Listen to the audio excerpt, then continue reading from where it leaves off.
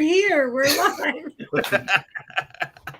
Welcome, everybody, to the Lynn and Scott and Friends show, as we all see it, podcast here every Tuesday night, 7 p.m. Eastern time on all of your favorite channels and all of our friends' channels. And we want to thank everybody for joining us. Yes, we are like the anti-Bradys. We're all waving at each other, pretending we like each other. I love it. I want to thank everybody for coming out and joining us once again. Scott, another new background for Scott Schilling. Always pulling up something different for us to look at. That's great. How is everybody? Everybody good or what? Fabulous. Okay. Scott, your mic, and even Barry put in there, is almost distorting. So I don't know what's up with that. It's too loud? Yeah, maybe it's too loud. All right. Let's try that. How's that? Thank you, Barry. Is it better, Barry, to you? Is that any better? We'll see what happens when he gets excited. I don't get excited. He's got a little buzz going. I don't get excited. Got a little buzz in the mic. There's a little buzz in the mic. All right. All right, hold on a second. Adjustments. I'm making adjustments. Somebody else talk. Okay, so I kind of made some adjustments, and I've got the topic friends and family with the question mark, because we were being funny in the background, whether we have some family or don't, or what it means. But, kind of stopping and visiting my dad for a month, and, he's going to be 83 in January, so trying to spend time with him, and a lot of other things going on. So it just, and I spent almost a week with Theodora, and that was great. And I'm hoping to see Kellen, but we'll see about that. So, it's just when you have an opportunity to spend time with friends and family, we just forget how valuable that is. And a lot of times, and I say this a lot, but it's true. It's like when somebody passes away, you're going through your files and your memory to say, what's our last conversations? And did we have conversations that, that are, you could be at peace with by the time, it's time to leave this earth, and hopefully, in July, I get to see Rex, and Brian. So, so to me, it's I did have somebody near and dear that I hadn't talked to for a while. And I found out the other day he passed away, and I was doing that when's the last time I, got to say hi and stuff. We just get so busy and whatever, and the minutia and everything we do. And we just forget that we should just, and I know John says it a lot, but he's right, send a text to somebody and let them know you care. But it really is true. And I think we should have learned that in COVID. And yet, I do see people that when they say a family member's passed away, they have regrets because they hadn't called them in 2 or 3 years. So, and we have Sandy with us. Welcome, Sandy. So, and I got to meet Sandy 2 years ago in person. So, I mean, it just is so important. And hopefully Two Hips is going to get to see Debbie Bettendorf in person if he hasn't already. So, I mean, friends, we value and appreciate people. And I really missed Two Hips last week. I miss everybody when they're not here, but I'm thankful that every Tuesday we get to spend time with you guys. I love you. I love Barry. Barry's your love relationship coach, and Rex is a mentor, and Hipster, he's just great too. So it's just, the more we get to know people, it gets a little bit difficult. So if we could talk about different ways that you try to make the effort to communicate with people, or how you do handle being disconnected and reconnected with people, that would be great. I had a really tough time burying my wife, and she just wouldn't stop struggling. I saw that one coming. I heard that one coming. Always bring a friend. Always bring a friend. I was going to have a tear. I know. I was just saying, what? I haven't, my dad thinks I live on the internet. And so, I'm always trying to check things out. He goes, you always with that phone. You always with that phone. So I'm trying to be more present when I'm here with him, But again, it just, how do you deal with, dealing with the balance of it all? Anybody want to start with that? Maybe let me throw something out there real quick. Okay. I love golf. I'm a golfer. A golfer's greatest fear is not that they'll never hit a hole in one. It's that they're going to hit a hole in one and nobody will be there to see it. That is the worst fear. Now, why do I say that? Because anything I've accomplished in my life has been enhanced or actually has not been good unless I've had people to share it with. Doing things on my own is fine. I like being independent. I like that stuff. It's like painting or something. But if I don't have somebody to show it to see a reaction, to feel something, I'm missing out. So it's important that I remember that, because I get into my own head sometimes and I get so busy and I get rocking and rolling. I'm like, well, I'll call them later. I'll connect with them later. I'll do it later. And then we end up with times like it's too late. Like, it's too late. Rex already buried his wife. I won't be able to talk to her. We're going to have those moments, but you have to, I have to, nobody else has to do this. I have to remember that the things I share in my life are the things that actually become most important to me. And if I don't have people to share that with, I don't have good moments. I just don't have them. That's just me personally. Rex? Yeah, no, well said, very well said, and thoughtful in what Lynn was saying too. The new smoking is sitting and not moving, right? I mean, they go to now the big cause of people's illness and death or demise is the lack of movement every day. But they also say that another huge killer, and maybe the number one killer of especially the elderly, is loneliness. It's the isolation and not having a connection with other people. And some people are eating alone and sleeping alone and reading alone and doing everything alone, and nobody's calling or checking in. And think about that. If they're doing that, I mean, unless they're out walking and hiking, if they're doing that, they're also likely not moving very much, because they're just by themselves. So what you do when you connect with people in real life, we're connecting here, but we're most likely all of us are sitting down. There are some of those people who Zoom with a standing desk. You look like you're Zooming with a standing desk, Scott, actually, but at any rate, the point is that when you connect physically in real life, you can take somebody out, you can go there, you have an exchange, they get to move, you might hug, you exchange smiles, looks, content, conversation, and touch, which is what so many people are really missing and truly missing. And on top of that, a lot of angry people, and there were a lot of haters of the people. I mean, whether it's religious or political or whatever. But, if you smile and if you connect and you communicate, you do something nice and you do something good, or as John would say, uplift somebody, send them a positive note, give them a compliment. You help spread that ripple effect of kindness and goodness and love throughout all. And that tends to be a good thing. I love that. Love that. Well, I just shared a story the other day about a guy who had dreamed, or he was in a dream and he came out and he felt like he really needed a hug, and he told God, he said, I really need a hug. And he went to the store, and this little 7-year-old girl was standing behind him at the grocery store, and she looked at him and she said, Mommy, that guy needs a hug. Like, God told her that guy needed a hug, and he looked at her and he's like, he said he almost like teared up, and he goes, is that okay? And she said, yeah. The mother said, yeah. And the little girl gave him a hug. And so, those are the thing, right? I know, it was just the greatest story. And he says, and I'm not one to be emotional. He goes, I put silly things up here. And that was like one of his heartfelt things. And sometimes we just need a hug. Right.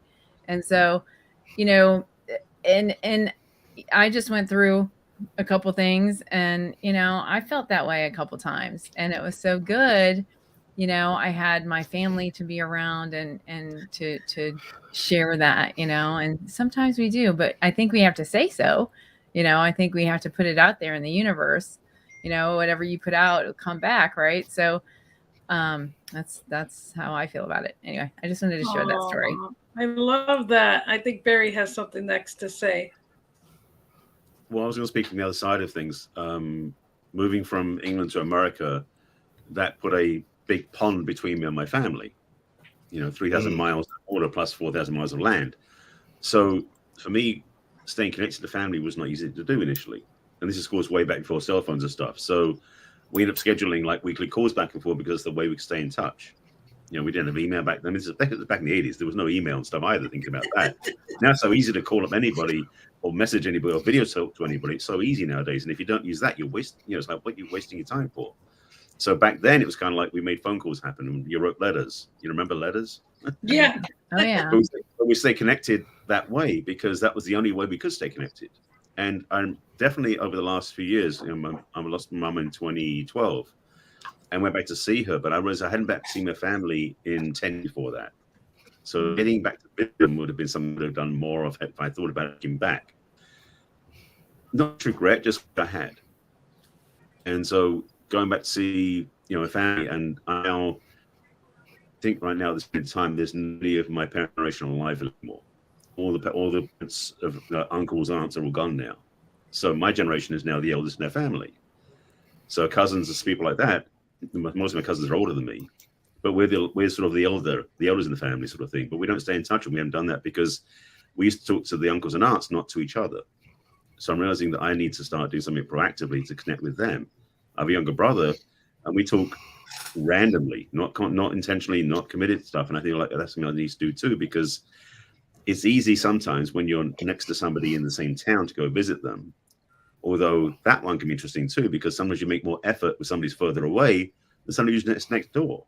Yeah. So there's no real reasoning of saying, you know, if it's this much distance, you should be doing this. It's like, no, stay connected, period.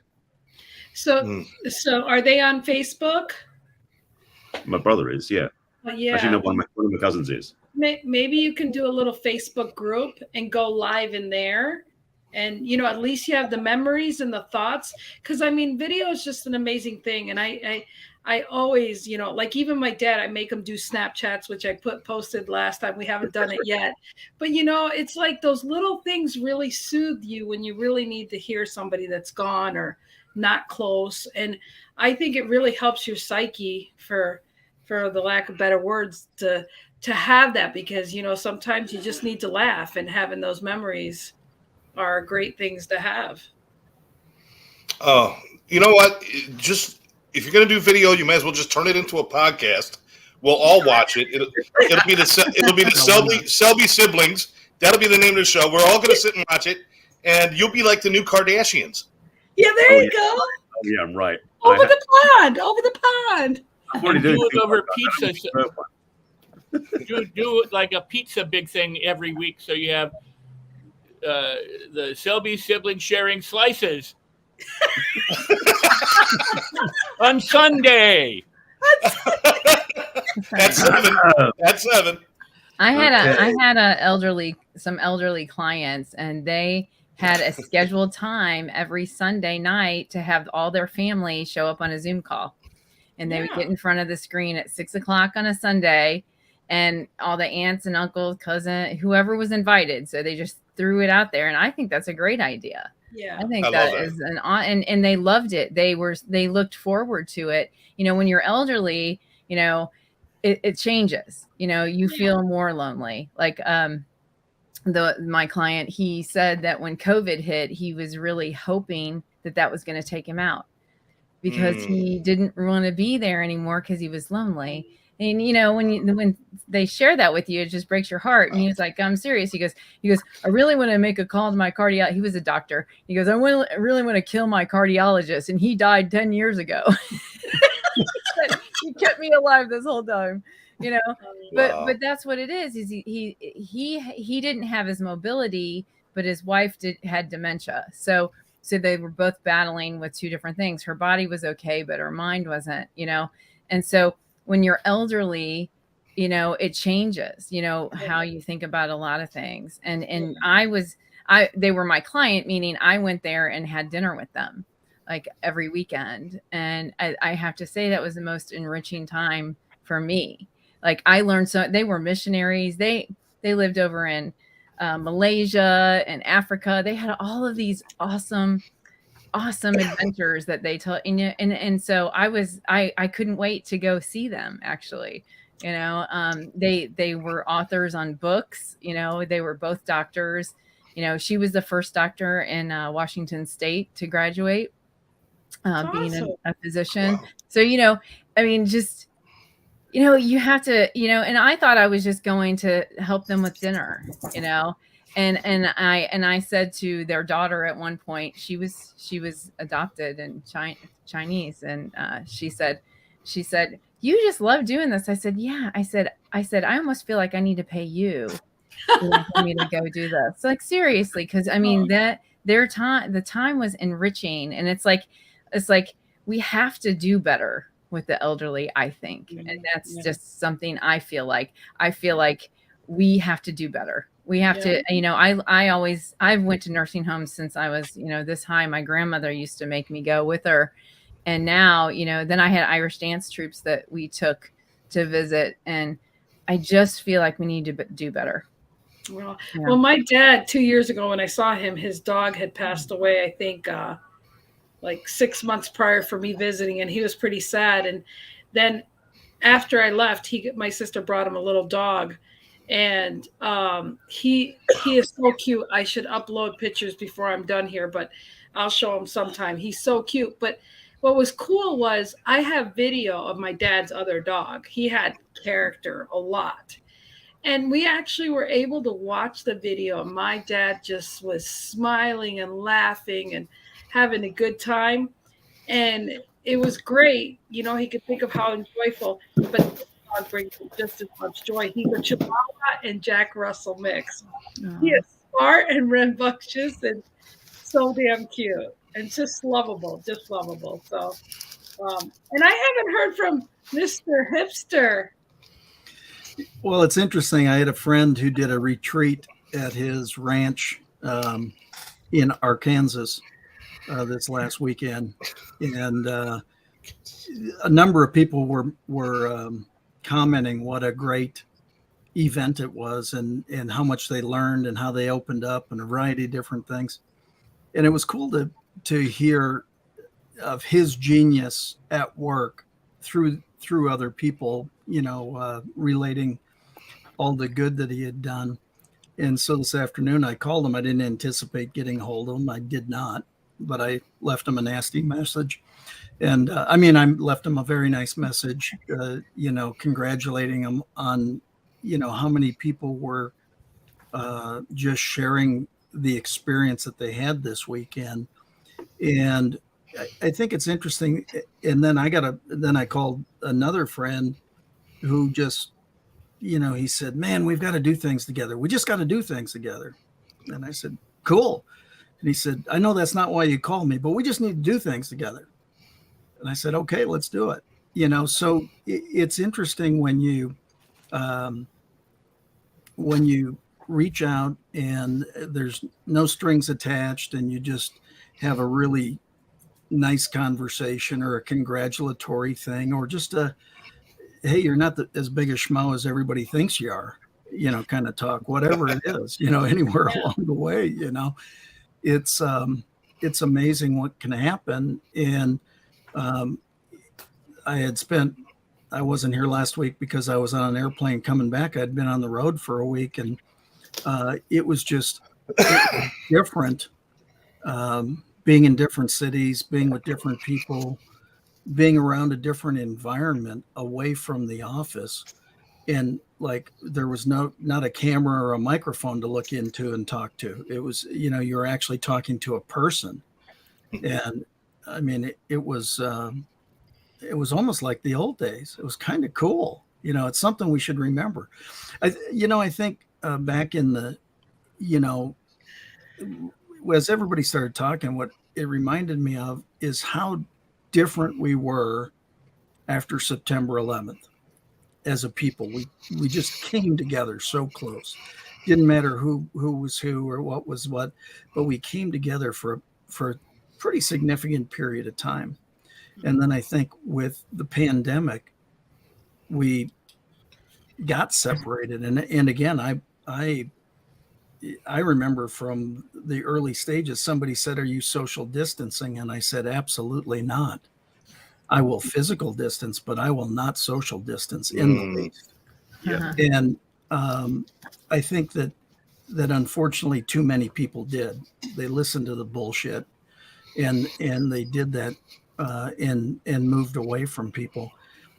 And then it created such divisiveness, such polar opposites on things. And I don't think we've come back from that, quite frankly. I think we just got to be a whole lot nicer to people and treat people with respect, honor, and dignity, and get this thing back together and realize we're human beings.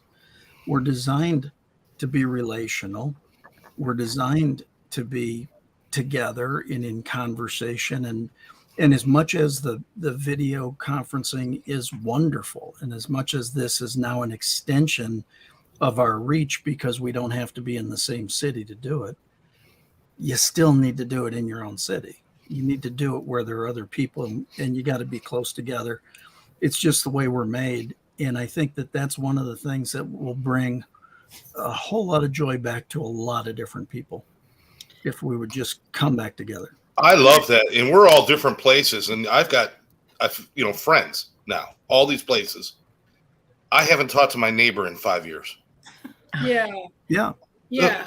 I mean, this is where we're losing out. Yeah. Technology is allowing us to reach across the globe, but we can't reach across the lawn or over the fence. And it's sad. The only time you'll probably reach out to your neighbor, and I don't want it to be that way, but I'm just saying it's sad when people go to somebody's funeral, and guess what? You're there, but they're not there still. So you're still disconnected. Yeah, that's what I mean. I think the extension of it is wonderful. And having friends, I was on a call the other day. One woman was from New Zealand, one was from Australia, one was from the Netherlands, and they all said I talked funny.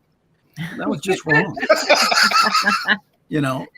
But it was one of those kind of things. And that's really, that's really cool. We really didn't want to bring it up. I mean, that part's really cool. Well, we had that a weekend ago, right, Rex, with some Romanian friends. Right. But the point is that I agree with you, Scott. We've traded distance for familiarity and for being up close and personal, and intimacy is gone. It really is, and it makes a huge difference in the overall feel of so much. I just think we should focus on getting back to that. Well, can I add something that's just yes. lovely and brilliant, and very brilliant, and thank you. I mean, everybody's made some really excellent points. The technology, the first thing I'll say, shouldn't replace human contact. It should only extend human contact. I keep telling people I hate texting, and they're like, well, why do you hate texting? Because I'd rather hear you or see you or talk to you in person. If there's a need to text, like I'm at a concert and it's really loud and I need to use the bathroom or we've got to go, I'm happy to text you because we can't hear. There are reasons to text, but they shouldn't replace everyday forms of contact, communication, and connection. Now, I have a very different take on COVID than maybe a lot of people. I loved the lockdown. It didn't bother me at all. That said, one of the reasons was that we were all in the same boat. Everybody was locked down. You couldn't do anything about it except be on technology. Here's where I think a lot of the problem is when the lockdown ends, some of those isolated people are still isolated, and there's no excuse now. Mm-hmm. That's the huge. That's right. You're far lonelier if the world opens up and you got nowhere to go and no one comes to see you, than if you're all locked down, in your own places and can't get together anyway. So, I don't know that COVID, I think the politics over COVID, as well as the political climate and stuff around the world, has made us a little bit different than we were, say, right after 9/11, for sure. Oh, yeah. I don't know if I would agree completely that the lockdown had much to do with that, but it could have. But I do know that since the lockdown has opened up, if there are events, like the other day, I went to the dog park with the dogs, and it was very, very hot. And I thought, I'm going to go to the lakefront and I'm going to just enjoy that with the dogs and cool down. And when we got there's a huge beach party. It's just, I forgot there was a festival going on. The roads were all shut down. And I thought, okay, if I get a parking spot like that, I'm in. Boom, I got the first parking spot opened up. I was there. Well, okay, now I'm going to walk the dogs to the thing. I walked them through hundreds and hundreds of people. They were the most well-behaved dogs. They were better than I could have ever imagined. I didn't expect them to be as good as they were, but I certainly didn't expect them to not be good, because they are good. People love them. People would look down and go, "Oh my God, dog," and all this. So I went and I sat on a bench. Actually, I went and I got a beer and I went and sat on the bench and with the dogs. And people came up and sat on the bench and talked, and I spent 2 or 3 hours there. And then I thought, well, let's go, and walk back through the crowd, back to the car. And I was reluctant to leave. I was like, girls, we should stay. We could be here all night, because it was fun. I met strangers. We had a wonderful time. They loved the dogs. The dogs loved them. Occasionally someone who had a little bit too much drink would come up and go, "Oh, doggies, that's so cool," but it was delightful. And there are too many people who don't get to experience delight and fun and connection and enjoyment, and they don't talk to strangers because strangers don't talk to them. And if you have a dog, it's a great way to start conversations, but not always, because as I say, and every person may deserve a dog, but not dogs don't deserve some of the people they get. So. True. Yeah. Rex, not to Sandy, somebody just broke into your house. You might want to turn around. Somebody just broke into your house. Sandy needs to get going. So, Sandy, thank you so much for being here. We appreciate and love you. Thanks for sharing that story. Love you. I would love to hear from Kellyanne. We haven't heard from her yet. And with Rex's dog story, it kind of ties in with somebody's got a book. Somebody's got a book, and it's got something to do with dogs. There we go.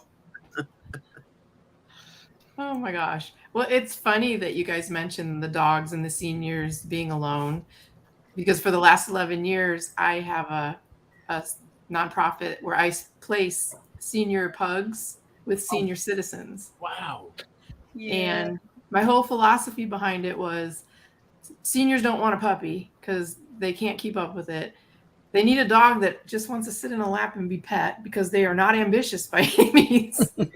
And I always promise, and if they couldn't afford it, I have a fund that will pay for vet bills or food, or because a lot of times seniors are on fixed budgets and they can't afford a dog.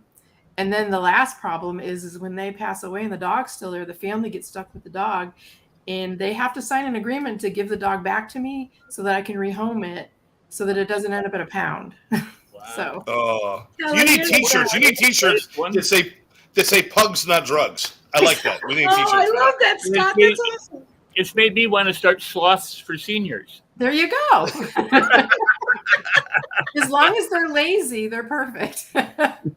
My neighbor called me the other day. She goes, "Your gate's wide open." I said, "I have pugs. They're not going to run away." It would take too much effort. But if we can talk about the family thing, is something that I had to come to terms with. Is all I have left is my brother and my nieces. And my brother and I have been estranged for I don't even know how long. And I always had the label that family was blood. And I thought, boy, family sucks, because he was, I couldn't count on him for anything. And then I have this circle of support that I created without even realizing I created this circle of support. And these people were more family to me than my family. Yeah. So and it's just recently that I've come to terms with the fact that my family is not my blood. You're my sister, Kellen. And you were in the circle, Lynn. I mean, and then when I went to Europe last 2 weeks ago, I mean, I met all the people that I met online during COVID. Oh, God. Every 5 years, okay? They change those out. You do. They every rotate. 4 year, according to Barry. It's every leap year. That's the whole point by leap years. They got time to do it. You got what, the extra day to move it, or what? Exactly. Oh, and so the people that I met there were Thank you, Tim. Like I've been talking to them for 2 years, like weekly, and I'm like, this is like family has been redefined for me over the past 2 years. Yes, that's all I have to say. I love that. I think that's a big part of, again, coming out of COVID. It was such it's not really COVID, coming out of the lockdown, coming out of lack of interaction with people, face to face, that personal interaction. I think that a lot of things changed, and people fell into habits one way or the other. If they weren't very responsive to people, they're probably less responsive now, and if they were responsive, they're probably more responsive. They fell into what they were anyway. But I mean, I just think when we go forward, from this point, you start to realize the other thing is, as we get more mature, code word for older, the fact is you start to see a whole bunch of different things differently. I mean, yeah, I've had my physical stuff and come flying through it and feel great about it. But talking to other people, I had a friend who just had a surgery, is like, he's not doing so great. And you go, God, he's younger than I am. That's bullsh. I don't, I don't need to hear any of that, And so, I mean, it's interesting that, it's, I think a big part of it is the activity and the young at heart kind of thing. Mm-hmm. You don't, I mean, if you feel your age, you probably got a problem. I have this problem. I watch football games, and I think the football players are older than me. I never ever think of them as younger, like 40 years younger than I am. I always think, oh, these old guys are, their joints certainly are. Well, yeah. But one of the things that occurred to me while we were talking about all this, and I love the dogs because, the dog talk about supplying these pugs for people is that there's such a trade-off. When you pet a dog, you feel better. But when you care for a dog, not only do they feel better, but you feel better because you're caring, and then they care and they reciprocate to you. I think one of the reasons why people are thrilled with grandkids, and I'm not the only reason, but they're not theirs. They don't have to take care of them 24 hours a day, all week long. But they get to care. They get to interact. They get the experience of having spoil them. Well, right. A reciprocal thing. You get to have children that aren't your children. You don't have the problems. You just have the joys, essentially. So, if we started to just think in terms of what we could do to help other people feel better more of the time, and the kind of events and circumstances that might allow, especially shut-ins or people who are homeless or people who aren't connected or people who have lost relatives recently or something like that, to be able to connect in some ways. So it's like when people take animals to hospitals, so that people they heal faster. Yeah. So, grandkids are great. I like to fill them up on Dr. Pepper and candy and then send them home. It's one of the few joys we have. Kel and Ann made a point about creating this new family, and you choose them. And, that's my I call it, we create our tribes. We create our tribes with what we do and where we go and who we connect with. And a lot of people who feel like they're alone just aren't present and looking around to see that they're really not. There's times when I've gone through hard times where I've kind of thought, I don't have anybody, but I'm interacting with dozens and dozens and dozens of people each day, and they're calling me and they're texting me and I'm talking to them, but I'm not being present enough to really understand that's a real relationship. Yeah, I am not alone. I am separating myself up here. It's not real out there. The separation is happening up here for me. And I had to recognize that and say, okay, just let this go. Let the gate down and start talking. At 7 years old, I lost my grandmother. At 15, I lost a best friend in high school or middle school. And the thing is that what people don't understand is I thought, okay, people can relate. They're losing people through COVID. Shake up and wake up that we're not going to leave here alive. We're going to all die. However, I was hoping that people would take it seriously, and the reality that it is, if you value somebody, because I've seen so many people at funerals that really there's so many regrets. I mean, we have regrets because we don't do things in our lives, but the regret of not contacting somebody and making sure the relationship is good so that when they go to the next chapter, I see more people have resentment and sadness and regret. And I don't know what else to say to shake up people, that people should be doing videos. People should be connecting one way or another to ease what is the inevitable. So one of those things is we have that technology, and the thing is, technology is a great support, not a great replacement.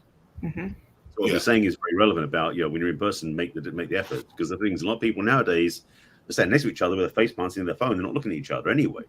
Yeah. So remember that technology adds to, doesn't replace things. Second thing, I had my two kids in the living room watching a movie together, texting each other in the same room, in the same freaking room. Great movie. LOL. I love it. LOL. We can't even say ha ha anymore. We have to type LOL. We don't even know how to laugh anymore. Well, it's just like when I met Barry. I hugged him and gave him a massage, on his shoulders, and I just hugged him, and I hope he always remembers that forever, because it was just great to meet him in person, even though we only had couple hours, Barry. But that meant a lot to me. It's Sorry, I couldn't resist. No, but the thing is, you met a lot of my other friends too. Indeed. No, well, speak to though. Being there of relationships, one of the things that happens for people in relationship oftentimes, I don't know if it's necessarily happening more now than it used to, is that in relationships, people get comfortable once they've gotten past a certain point after the honeymoon's over, and they get lazy. And oftentimes couples communicate less than they do with their outside friends, even the same physical house. So if you're in a relationship, if you're watching this and you're in a relationship, or anybody who's already in a relationship, make the choice to connect, to commune, to be intimate. I don't mean sex necessarily. I'm talking about having the intimate connection with somebody where you can actually connect with them heart to heart, or hug them, look in their eyes. Do it with your partner. Start there at least. Because most people in a relationship skip that. They've given up on it. They didn't do it for the last 15 years. So if you do that with your partner, definitely do it with your friends to find connections with people you really trust. I'm grateful that once a week I go to my spiritual center on Sundays. It's church, but not church. But I see people that most of them I haven't seen in 3 or 4 years, but the connection is like it was never gone. Yeah, so exactly. That's my touchstone for me, is remembering that. So there are ways of doing things that we forget sometimes, and sometimes it is the thing where you get to have someone you connect to so well that you don't have to see them every single minute, but when you connect, you really do connect. Absolutely. Intimacy changes when you first get married and you first get together. You have sex all over the house, and it's very intimate, and everybody's crazy. After a couple of years, you're just in the bedroom, and it's just like Saturday nights, Justin. But then you reach that point in your relationship where it becomes hallway sex. That's where you pass each other in the morning and say, "Screw you." Or you have sex all over the house, but by yourself. Yes. Oh, I'm not talking about that. Well, maybe in this book you do. Whoops, what? That's not what I wanted. Wrong wrong book. book. Oh my God! Oh, wrong book. Wrong book. There you go. Or you could say that sucks. What now? You show that last. That was perfect to follow that comment. That talk about sex. But, in different stages of life, like you were just sharing, what happens for some people in new relationships versus when they go on for a while. Well, the same thing is true. I mean, think about it. You went to school, you went to college, you graduated, maybe you dated, you met somebody, and you were out either as a single looking for, people to connect with, or you were married and you had friends and couples. And then comes a time in your life where people start to drift apart. They start to raise their kids. They're not out everywhere. If you're divorced or you're widowed in some fashion and you're going out, you're 40, 50, 60, 70 years old, you're finding people who are 20 and 30 years old who are out and all connected. They don't have any need for you, unless you know what I mean? I mean, in other words, people get displaced because the network that they are in changes, and then they can get isolated, and then again be alone, whether they're alone as a couple or whether they're alone as as a single person. So it is important for people to be able to, one, reach out to the lonely, but also for the lonely person to find ways to reach out, and I know that like meetups and things like that, might provide a way to connect, some cooking classes or YMCA classes or, whatever, where you can go out and you can just meet people around your own age. You don't have to, it doesn't have to be a love fest, or Or I just heard about Meetup the other day. I just heard about Meetup the other day. So Rex, are you on Meetup or something? No. I mean, I went. I think I went to one.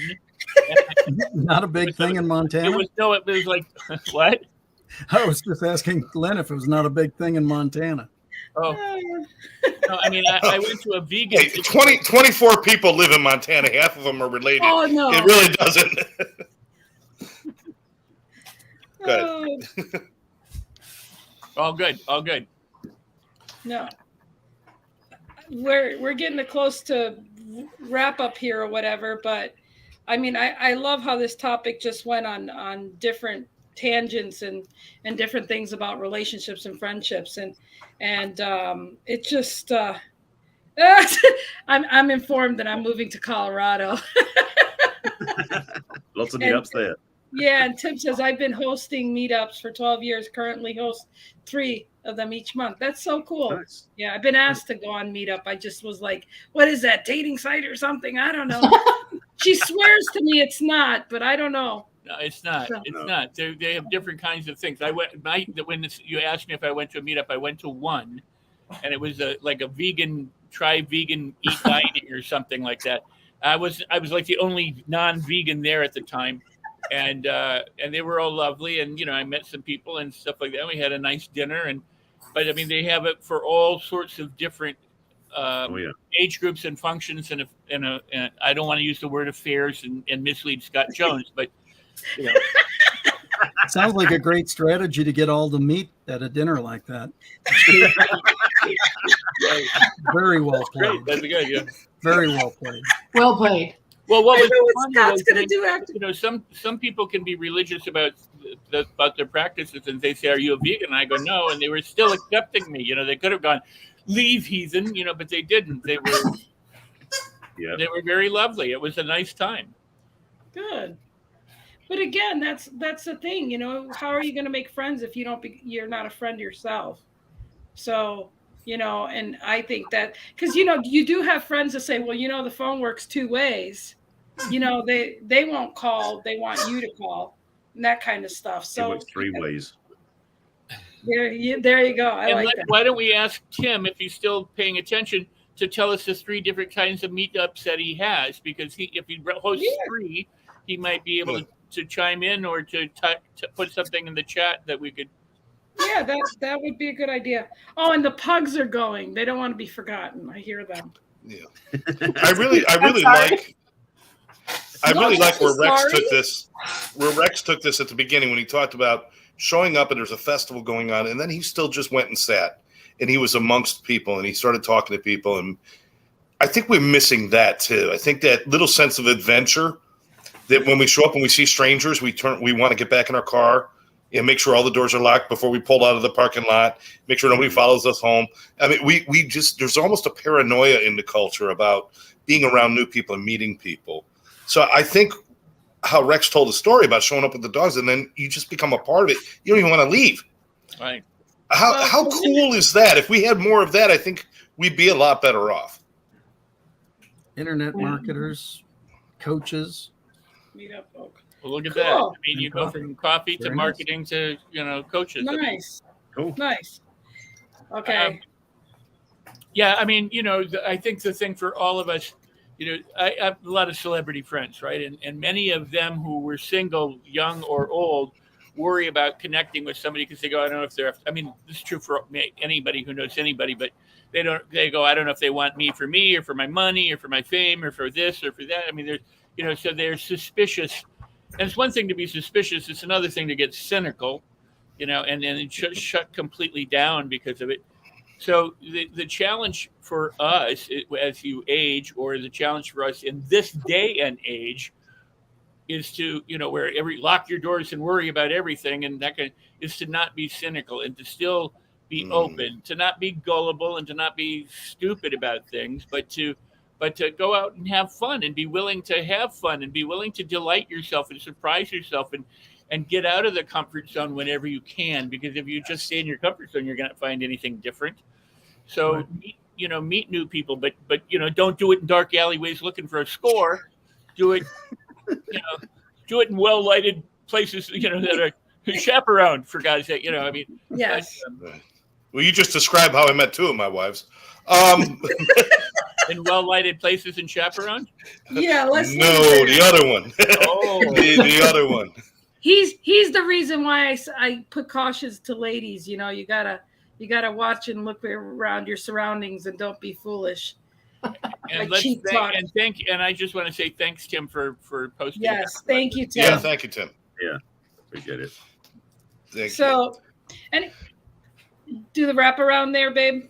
Yeah, I think it's time we give everybody a minute and a half, 2 minutes, whatever they need to kind of wrap this up. We've talked about friends and family. It's really, we've turned this, I think the conversation really has leaned a lot more towards making connections with people, whether they're people that are already in our lives that we've lost connection with, or just taking a chance and meeting new people. We can't live scared. I can't say can't, because anybody can do whatever they want to do. You want to live scared? Live scared. Don't bitch about it if that's what you choose, though. If you want to meet people, go where people are. Something new. What's that? Scare yourself into doing something new. Yes. Like if I don't do it, it's going to be really scary. But if I do it, it might be comfortable and wonderful. Yeah. Sitting alone in your living room, eating Pringles in your boxers is not where you want to meet people. That's not. Are you sure? Who said? Anybody who walks through my living room when I'm doing that is not somebody I want to be with. Says who? We're the man cave generation, right? I'm counting on the UPS man. I've said before, you know what? In the old days, the man cave, my dad's house, where we lived, that was the man cave, the whole house. Now we're down to, if you're lucky, you get the garage, and you're afraid that it's heated, But really, I just get out there. There's beautiful people out there to meet, and there's people out there that are waiting to meet you. Everyone has gifts to give, and if you're sitting around not sharing your gifts with people, you're not just missing out. You're kind of robbing their experiences too. Yeah. Go out and share of yourself. I guarantee there's people out there for everybody. I'm not saying there's one person for everybody. There are tribes for everybody. There are tribes of people. Dungeons and Dragons would not exist unless they found their tribes. So that's all I can say for my part is, get up off your ass, go do something, go be somewhere, and see what happens. What is the worst thing that's going to happen? Somebody's going to say, I don't like you? Oh, well. That sucks. What now? Then you go home and you have sex all over the house with no one. All right, who's next? And then you wag your tail. Barry. You wag more. You wag more. Barry, I have a new book for you. And you probably already thought about it. Because you're ahead of me in so many ways, but you probably 50 ways to love yourself. Well, the thing is, some of the first book has included that. But yes, I understand the teaching or the idea of that. But the book actually has some things in it. Anyway, that's for another time. I told you you're ahead of me. I mean, I just lag behind, so that's awesome. Thank you. That might be. We just discovered next week's topic. I think. I think it's a great topic for us to discuss. Is not just taking care of yourself, but actually loving yourself and giving yourself the nurturing that you need from you, because you have to give yourself some of that. If you're trying to get it from everybody else, you're never going to win. So go ahead, Barry. Now I'm thinking about that, not this. Okay. I'm sorry. Refocus. You can do it. Grab your pug. Pet the pug. All right. Go ahead. That's next door's frame. There's a quote I love. Well, several quotes I love from Richard Bach in Illusions. He talks about how members of the same family are very rarely born under the same roof. And the thing is that we have sometimes got this whole thing about we have an issue with our family, with judging the family. We can, and I do, create family with people we never actually were born in the same house with, meaning that we can create relationships as rich, as fulfilling, as available, even with pugs, that are absolutely... That's a crazy pug. Try and finish my point now if I can stay focused on it for a second. Oh, show the pug. Show the one pug. Come on. He was chewing on my foot. Oh, which one is that? This is Max. Max, he loves to be in the picture. He wants to see his TT Lynn. All right. Richard Bach quote, members of the family rarely under the same roof. So the main thing is, what I'm saying is basically you can have quality relationships with people who you weren't raised with, which sometimes is a good thing. So the idea about, well, if I had a better relationship with my family or something like that, we talked earlier about some of us, don't have many family members left anymore, or we don't connect to our family. That's no reason to feel isolated. In fact, it's a reason to get motivated, frankly. So I'm very passionate about people getting out connecting, like what Tim was doing with his meetup groups. There are social gatherings. You find hiking groups, Outward Bound, other things like that. We talked about this before, I think, in another episode. But the truth is, there are so many ways to get out in the world and meet people. Go feed the homeless. Go do something that's going to work with animals at the animal shelter. You'll meet people there. So if you're feeling lonely, don't know how to meet people, to connect with people, go do something that gets you out in the world. Because, like Rex was saying, it ain't going to happen when you're sitting on the couch. So get out in the world, do something. Love that. Make friends, get out there. Thank you, Barry. All right, Barry. Always great. Always great. Thank you. Well, Mr. Scott Schilling. Well, it's interesting. I was in Scottsdale for a number of days, and I went from Scottsdale to Salt Lake City. And one of the mornings I went for a walk from the hotel just to like a 7-Eleven kind of place there. But on the way, there were multiple homeless people, that I was walking past and walking between, and all of a sudden there was one guy, fairly young guy. I couldn't even tell you how old, probably mid to late 20s. And he just went, "Good morning, sir." And I was like, well, that was very pleasant. I don't know what I was expecting, if I was expecting anything, and we just kind of struck up a conversation, and we were waiting at a light to cross the street.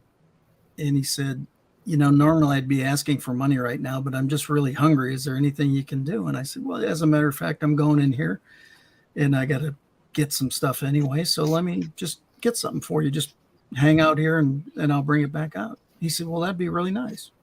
And I said, well, it would make me feel good too. And it's interesting how you can have a conversation with somebody you don't know whatsoever. And as Barry's talking, as we've been going through this, I don't know that I have more conversations that I have at other times in my life, but it kind of seems like I'm having more conversations than I've had at other times in my life. Just having a desire to talk to people and try to impart and get people to open up or have fun, just nothing big. And so it was cool. I went in, got what I needed to get, and came back, and I flipped him a breakfast sandwich, and he was just like, thank you so much. And I said, and the rest of the walk back to the hotel, it was like, that was such an easy thing to do. And it really wasn't a big thing to do either. I mean, it's not, I'm not trying to share at the grandstand or anything like that. It was such a simple, little nothing thing. And he was so grateful that, he said, I don't want you to think that I'm scamming you for money or doing anything for that. And it's weird because you first hear that, and it was 7:00 in the morning. So it wasn't really light, and it was a little weird out. And you go, man, all of a sudden here's somebody talking about money at 7:00 in the morning on a street that you don't know. The honesty. And then he just went, as much as I'd love the money, I'm just really hungry. And so the honesty of somebody saying that to you. And anyway, it was just, I think we can do so much, and it doesn't take much to do that. And it was like I was going to go back to my hotel. I was actually going to buy myself something because a buddy of mine has a product in that particular store, and I was going over to buy a product to support my buddy. And then it was like, I don't need that anyway. I'm going to take it and redirect it over here. So if we would just, I think maybe a little more spatial awareness and really see what's going on. And I don't think it takes that much to serve some people. And I think the more that we do that, the more hope people are going to have along the way. So just a thought. Absolutely. Love that. Love that. That moment, you almost, it left such an impact on you and probably on the other person. And it was just that rare moment. You could have missed that impact. Were you not present? Were you not putting yourself out there? How that's incredible. I'm just like, wow. Love that. So simple. You know, I was what made me think, the friend that I had to retreat last time he was in Dallas, he walked inside a place, saw somebody outside and said, I'll be right back out, and took him some food. And I said, what was that? And he goes, I'm going to eradicate hunger. And I said, that's a pretty big task. He goes, well, then help me. Yeah, that's awesome. But oh my God. Well, Don't that's what I'm think saying, about though. But that's where his mind was at that time. Mine wasn't. So then the next time I had that opportunity, then it was. That's what I'm saying. I think if we share ideas and we share things like this consistently, again, not for the whatever, you do get plenty out of it. But I mean, nobody else has to know about it per se. That's right. It's just go do it, so. Kellen, did we do Kellen or Rex now? Well, we'll do Rex. Kellen. Kellen. The wag. She's I'll doing let what? you see Max. He's calmed down now. Yeah. Oh. Uh, Mary needs to leave at top of the hour, so. Mine's brief. It's just like what I had said before. I think it took me a long time to, realize that family isn't necessarily blood. And I think we just need to kind of pay attention to our surroundings and the circle of trust and support that we build, and realize that, that may be my family right now too. So that's pretty much all I have to say. Thank you for being here. Kellen Ann's going to be on Find It tomorrow. It's a pre-recorded show, and it's a good show. awesome. So check Debbie out tomorrow on that. That was so fun. Oh, it was so much fun. I'm looking forward to watching it live tomorrow. Mr. Rex, how do you put a bow on all this, man? Well, as a global citizen, I live in two places right now. Currently, I'm in Milwaukee, and I also live in Los Angeles, and then I go wherever I go. But that said, in Milwaukee, there is what's called a pub walk. People go to the different bars, it's a pub walk. I've been to that. It's awesome. Yeah, but they started a pug walk. Oh. So there's a special weekend now where it's the pug walk and a pug festival and a pug party, and the whole thing is pug. Before I continue, I'm curious about Theodora. Where inside the couch is she? Getting out of the couch. Yes. It's, Yeah. I think She's it's a crawling Romanian out of the couch. it's a Romanian So term. that concerns me that you're in the couch, but that's okay.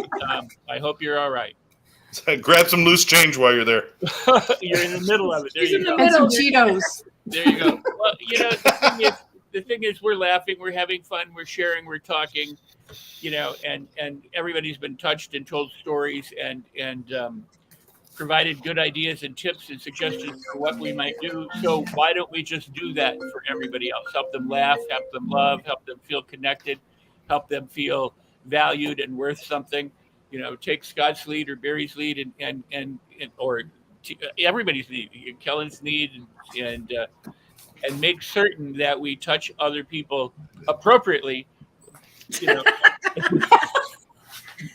You always have to be careful nowadays. That's why they Unless you have permission. That's the Scott Jones caveat there. Yeah, no, don't drink this motor oil. Don't use your lawnmower as a shaving device. So, Eric, you're more than welcome to show up anytime you'd like. Eric, would be Message wonderful. me. It's great to have you and see you here. Join us, Eric. Absolutely. I sent him a friend request once. I didn't think he didn't answer me. So, oh well, maybe he will now. Oh, and Barry had to leave. So, Okay. Bye, Barry. But I want to make mention here real quick. I have met Ken via the internet, and we are supposed to meet someday. Probably not till next year, depending on my travels. But Ken, yes. So he's a faithful watcher. So I really appreciate that too. We are up at the hour and we're out of time pretty much, but this has been a great show as always. It's just an honor to spend time with you guys. I just love how you guys show up and share. And what is it, Rex? I just noticed that Scott is a coho. I'm a coho. He's a Yes, coho. he's the coho. I don't think I ever noticed that before, and I'm like, wow, that's a pretty hefty distinction there. Yes. Well, listen, after this show, everybody's already labeled me the hoe, so he could be the coho. But I got to tell you something. Those pub walks, they are now called pub crawls. They were renamed after I did one of the walks. So I'm just telling you, that was me. Everybody, great comments. I just want to reiterate that, the greatest moments of my life are the moments that I didn't expect. Some of the greatest messages I received aren't the messages I sought out, but the messages that appeared in front of me. If I don't show up, if I'm not talking to people, I miss those opportunities. I miss so many things. I don't want to miss out. Life is too damn short. Life is life's term. It's not mine. It's not my. It's I get to decide how I'm going to live it, but I don't know when it's going to stop. I don't know when it's going to what's going to happen. What I do know is that I am not going to live long enough to afford to waste opportunities to learn, to grow, to love, to care, to connect. I've already wasted too much of that time. I don't want to be doing that anymore. People, get up. There's people out there that want to hear from you. You have something to share. No matter how much you think your life is mundane, I guarantee your message means something to somebody, and they've got a message for you. Just go out there and talk to people. And God bless all of you guys. You guys are fantastic. I love all of you. Thank you so much for joining Lynn and I for the show. This is your show as much as our show, and we appreciate the honesty and the integrity that you guys bring to the show. And I love being picked on every Tuesday night, so it's a good thing. All right, it's a wrap, you guys. Love you. God bless. You too. See you next week. Yeah, next week. Keeping me safe and sound.